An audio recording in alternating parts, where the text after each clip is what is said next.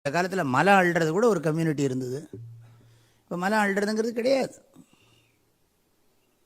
அதெல்லாம் நம்மளும் புரிஞ்சுக்கணும்.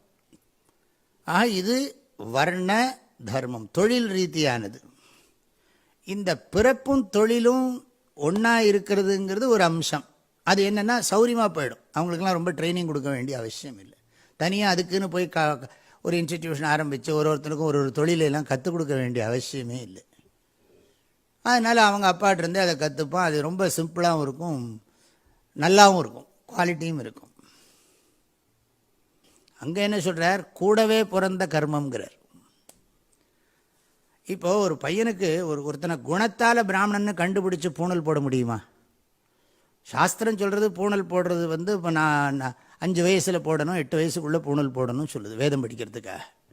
இவன் ஒருத்தனை குணத்தினால இவன் பிராமணனா இல்லையான்னு கண்டுபிடிச்சி அப்புறம் அவனுக்கு பூணல் போட்டு வேதம் சொல்லி கொடுக்க முடியுமா? பாசிபிலிட்டி இல்லை. அதனால தான் பை பர்த். அதனால தான் இது என்ன பண்ணிருக்காங்க நம்ம சிஸ்டத்தில், ஒரு தொழிலை கூட பிறப்பிலிருந்தே பழக்கிறது.